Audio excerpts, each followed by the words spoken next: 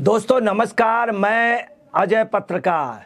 आज high court में सुबह सुबह केजरीवाल की पूरी लॉबी, अभिषेक मनु सिंघवी व चौधरी साहब, सभी लोग, सीनियर एडवोकेट चौधरी, सभी लोग वहां पहुंच गए और उन लोगों ने याचिका दी कि अरविंद केजरीवाल को ईडी ना बुलाए नवे सम्मन पर, इनको सुरक्षात्मक प्रोटेक्शन दिया जाए।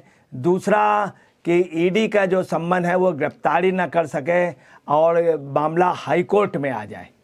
उन लोगों ने इस तरह की अपील की और अपील जो सुनी गई, जब अपील सुनी गई तो उसके बाद आपको बताना है जो शाम को जो डिसीजन दिया गया वो हाई कोर्ट ने स्पष्ट शब्दों में कहा कि दिल्ली हाई कोर्ट ने बोला कि दिल्ली के चीफ मिनिस्टर अरविंद केजरीवाल के खिलाफ ईडी द्वारा जो दंडात्मक कार्रवाई नहीं करने का कोई भी आदेश, ईडी द्वारा कोई दंडात्मक कार्रवाई नहीं करने का कोई भी आदेश पारित करने से इनकार कर दिया। स्पष्ट शब्दों में हाई कोर्ट ने कहा कि जो आज एप्लीकेशन दी गई है कि उनके ऊपर कोई दंडात्मक कार्रवाई ना हो ईडी द्वारा और उनको प्रोटेक्शन दिया जाए, इसमें कोई भी आदेश पारित नहीं किया जाएगा। कोई भी उनके आर्गूमेंट सुनने के बाद कोई भी ईडी को कोई भी इंस्ट्रक्शन नहीं दिया जाएगा। ये स्पष्ट हाई कोर्ट ने कहा। हाई कोर्ट ने दूसरा ये भी कहा कि हम ऐसा कोई आदेश पारित करने के इच्छुक नहीं हैं। मतलब स्पष्ट है कि जो बात मनु सिंघवी ने कही थी कि केजरीवाल जी को राहत मिल जाए, केजरीवाल जी को सुरक्षात्मक प्रोटेक्शन मिल जाए, ईडी कोई कार्रवाई न करे, उन्होंने स्पष्ट कर दिया हाई कोर्ट ने, हम इस पे किसी भी तरह का आदेश पारित करने के लिए इच्छुक नहीं है। ईडी पे कोई अंकुश लगाने के लिए, जिसका अर्थ निकलता दूसरी केजरीवाल के लिए सुरक्षात्मक वो देने के लिए हम कोई भी आदेश नहीं दे सकते हैं, कोई प्रोटेक्शन नहीं दे सकते। न्यायमूर्ति श्री सुरेश कुमार कैंत व मनोज जैन के अंतरिम सुरक्षा की याचिका को आज की जो थी कि प्रोटेक्शन और अंतरिम सुरक्षा की याचिका को मुख्य याचिका से जोड़ दिया गया है, जो 22 अप्रैल को डेट है। आपको बताने कल भी हाई कोर्ट गए थे और आज भी हाई कोर्ट गए।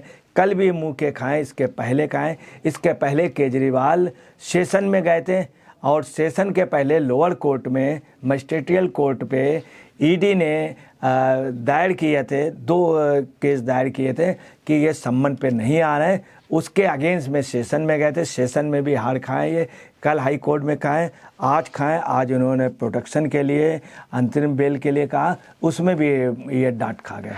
अब आपको बताना है कि जजों के चैम्बर ने जब उनसे पूछा कि भाई क्या मामला है, आप क्यों उसमें रोक के लिए कह रहे हैं, तो उन्होंने ये जवाब दिया कि जब उनसे पूछा गया ईडी से, तो ईडी ने कहा गिरफ्तार करने से किसी ने रोका नहीं है हमें। स्पष्ट उन्होंने कहा कि दूसरी आपको बात बता रहे हैं कि आज सबसे बड़ी बात ये हुई कि अभिषेक मनु सिंघवी ने कहा कि साहब दंडात्मक कार्रवाई ना हो, हमें प्रोटेक्शन दिया जाए। ये हाई कोर्ट से उन्होंने अपील की। उनके साथ और वरिष्ठ वकील भी थे। तो जो सॉलिसिटर जनरल हैं एसबी राजू ने, उन्होंने कहा पहले ये निर्णय होना चाहिए, ये जो इन्होंने एप्लीकेशन दायर की है ये सुनवाई योग्य है या सुनवाई योग्य नहीं है। मतलब आप देखिए कि आज ईडी और सॉलिसिटर जनरल बड़े बोल्डली बोले हैं कि ये सुनवाई योग्य है या सुनवाई योग्य नहीं। पहले तो इस पर डिसीजन होना चाहिए। मतलब आप समझ लीजिए ये मामला सुनवाई योग्य भी नहीं था। खैर, ये केजरीवाल जी की आदत है हाई कोर्ट, सुप्रीम कोर्ट, सब जगह जाने। उसके बाद कोर्ट ने पूछा कि जो सम्मन दिए गए हैं आपको, केजरीवाल जी को जो 9 सम्मन दिए गए हैं, इनके जवाब आपने दिए जो अक्टूबर से आपको दिए जा रहे हैं। तो उस पर सिंघवी जी ने कहा हाँ, हर सम्मन का समय से हमने जवाब दिया, हर सम्मन का, मतलब 9 सम्मन का, प्रत्येक सम्मन का, जबकि ऐसा नहीं हुआ है। प्रत्येक सम्मन का इन्होंने जवाब नहीं दिया है।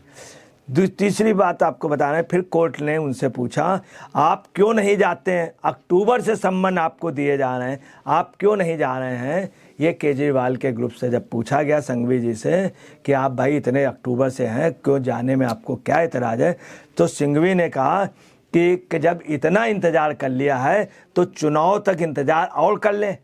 इसके बाद सरकार चुनाव तक जब इतना कर लिया है, इतना वेट कर लिया, तो चुनाव तक इलेक्शन हो जाए, मतलब मई जून में जब काउंटिंग हो जाए, जून तक, मतलब इतना समय और इनको मिल जाए, इतना इंतजार और कर लें। फिर सिंघवी ने कहा चूँकि विपक्ष के सरकार के आलोचक हैं, मुखर आलोचक हैं, इसलिए इनके साथ इलेक्शन की वजह से ऐसा हो रहा।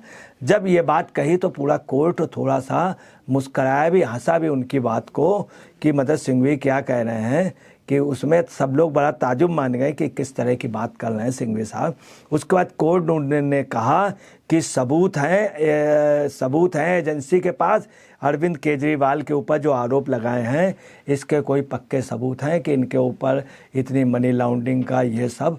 जो ही उन्होंने कहा, ईडी ने तुरंत कहा यस सर, है हमारे पास सबूत, ये देखिए। उन्होंने कहा यस सर, हैं हमारे पास, इनके खिलाफ बहुत गंभीर आरोप हैं, बहुत संगीन वो हैं, उसके सबूत हैं बाकायदे सब।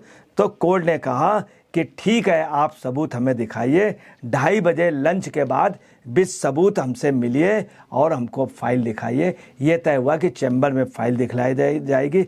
इसमें क्या हुआ, सॉलिसिटर जनरल एसीजी ने कहा कि साहब ये गोपनीय मामला है, हम आपको दिखा सकते हैं, मतलब इन लोगों को नहीं, तो इसको गोपनीयता भी रहे। तो उन्होंने कहा ठीक है, 2:30 बजे आप चैम्बर पे ला करके दिखाइए।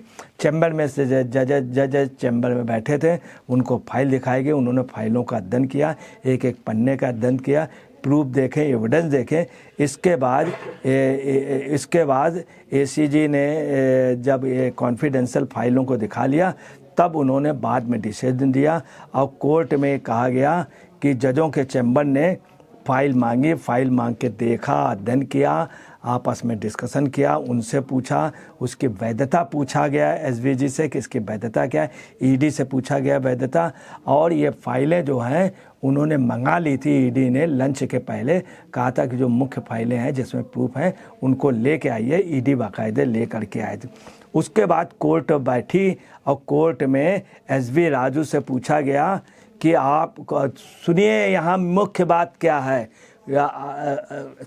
हाई कोर्ट के जस्टिस ने कहा क्या वहाँ सॉलिसिटर जनरल से, कि से पूछा एसवी राजू से, क्यों बताइए आपको गिरफ्तारी से किस चीज़ ने रोका है। आप समझिए, हाई कोर्ट कह रही कि आपको गिरफ्तारी से किसने रोका है। ये किससे पूछा, सॉलिसिटर जनरल एसवी राजू से, किस चीज़ ने रोका है।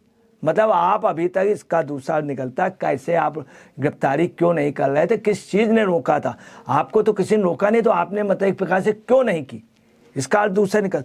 दूसरा आपको बताना है, आप बार बार सम्मन क्यों भेज रहे हैं, आप बार बार सम्मन क्यों भेज रहे हैं। हमने कभी नहीं कहा कि हम गिरफ्तार करने जा रहे हैं। इस पे एसवी राजू ने क्या कहा कि मैंने, सॉलिसिटर जनरल ने, कि मैंने कभी नहीं कहा कि assistant solicitor general SV Raju ने कहा, मैंने कभी नहीं कहा कि मैं गिरफ्तार करने जा रहा हूँ। शक्ति तो है, ये भी उन्होंने एसवी राजू ने कह दिया, शक्ति है इनको गिरफ्तार करने, शक्ति तो है, आप आइए जांच में शामिल होइए, सिर्फ जांच में शामिल होइए, हम आपको गिरफ्तार भी कर सकते हैं और नहीं भी कर सकते। उन्होंने कोर्ट में कह दिया एसजी ने कि मैंने कभी नहीं कहा गिरफ्तार करने के लिए, शक्ति है, मगर हम ये जांच में शामिल होइए आप, हम तो गिरफ्तारी के लिए नहीं कह रहे, मगर हम गिरफ्तार कर भी सकते हैं, नहीं भी कर सकते। स्पष्ट तौर पे आज खास तौर से असिस्टेंट सॉलिसिटर ने कहा कि हमारे पास अधिकार है, वो हम नहीं रो। अब और वकीलों सबका इसमें क्या कहना है कि आज जजेज ने जो कहा है, ये आपके वकीलों की भी जब चर्चा हुई आपस में और आप कार्यकर्ताओं की, तो आपके वकीलों ने भी कहा, और जो उनके पास और जूनियर वकील थे उन्होंने भी इसका अर्थ बताया कि बहुत बड़ी बात है कि जज ने स्पष्ट रूप से, हाईकोर्ट के जस्टिस ने कह दिया एसवी राजू से, सॉलिसिटर जनरल से, कि आपको गिरफ्तारी ने किस चीज़ को रोका था। तो वकीलों ने बताया कि इसका मतलब है कि आपने अभी तक गिरफ्तार क्यों नहीं किया, आप किस बात की शर्म कर रहे थे, किस बात की हया कर रहे थे, क्यों नहीं आपने गिरफ्तार किया। दूसरा, आपने बार बार सम्मन क्यों भेजा, मतलब इतने 9 सम्मन क्यों भेजे। वहीं और वकीलों का ये भी कहना है कि हकीकत ये है कि 2-3 सम्मन के बाद हो जाता, नहीं तो लोगों की कुर्कियाँ हो जाती। 9 सम्मन के बाद गिरफ्तार न करना, ये एक प्रकार से ईडी या उनकी भलमन साज समझ लीजिए, या उनकी नादानी समझ लीजिए, या वो एक मुख्यमंत्री का सम्मान समझ लीजिए। ये स्थिति है। आप समझ लीजिए शायद ये जितना बड़ा मामला हुआ है ये एक तमाचा है बहुत तगड़ा सा आप पार्टी लिए। अब आपको बतलाना है कि उसमें एक चीज़ और आई कि अगर मान लीजिए इनको गिरफ्तार करने वाली बात थी, अगर गिरफ्तार पुलिस ईडी सीबीआई करती तो किसी को अपने आप बुलाती नहीं है, वहाँ घर के अंदर घुस करके गिरफ्तार कर लेती है। घर के किसी को अगर पकड़ना होता है तो ये नहीं कहा जाता आप मेरे यहाँ आइए मिलने, खुद जाने, क्योंकि कोई आएगा नहीं तो जाकर के खुद ही पकड़ लिया था। अगर ईडी की ऐसी मंशा होती इनको गिरफ्तार करने की, अगर पहले संबंध चले जाते, ईडी गिरफ्तार कर ही नहीं सकती। तो एक संबंध दिया, बातचीत होती, फिर दूसरा, इसके पहले भी एक बार गए तो इनका गिरफ्तार, तो ये सिर्फ इनका प्रोपोगंडा था। जब भी किसी को बुलाया जाता नहीं, अगर गिरफ्तार करना होता तो घर पे जा कर के गिरफ्तार कर सकते थे। आज एक चीज़ और क्लियर हो, एक कोर्ट्स के ओर से एक चीज़ और क्लियर हुआ कि अगर ये गिरफ्तारी मान लीजिए कर लेती ईडी तो ईडी बुलाती क्यों, अभी भी जा कर के कर सकती थी, इनको कल कर सकती थी, परसों कर सकती थी, मगर ऐसा कुछ नहीं था। अब आप समझिए कि आम पब्लिक पे इसका असर क्या जाएगा, आप ये सोचिए आम पब्लिक पे असर क्या होगा कि अगर एक नेता इतना बड़ा ताकतवर हो जाएगा, वो हाई कोर्ट से ले आएगा, स्टे ले आएगा कि हमको ईडी ना बुलाएं, तो आप समझिए जांच ही नहीं हो पाएगी। ये कई हजार करोड़ रुपए का घोटाला, 2002 करोड़ रुपए का केजरीवाल के सरकार में घोटाला हुआ, ये कैग की रिपोर्ट कह रही, इनके ही विधायक, पूर्व विधायक ने बताया। अब आप समझ लीजिए कि इनके खिलाफ FIR हुई, सब बातें हुई, कोर्ट ने फाइलें देखी, आज गिरफ्तारी अभी तक नहीं हुई। ये ताज्जुब की बात, यही बात सुप्रीम कोर्ट ने भी कही थी कि इन लोगों को पार्टी आप लोगों ने क्यों नहीं बनाया। अब आपको बताना दूध का दूध पानी हो गया, केजरीवाल को जा करके सरेंडर कर देना चाहिए, अपने गुनाहों को मान लेना चाहिए। ये आप पार्टी के लोगों का कहना, ताकि पार्टी बच जाए। दोस्तों नमस्कार, मैं अजय पत्रकार।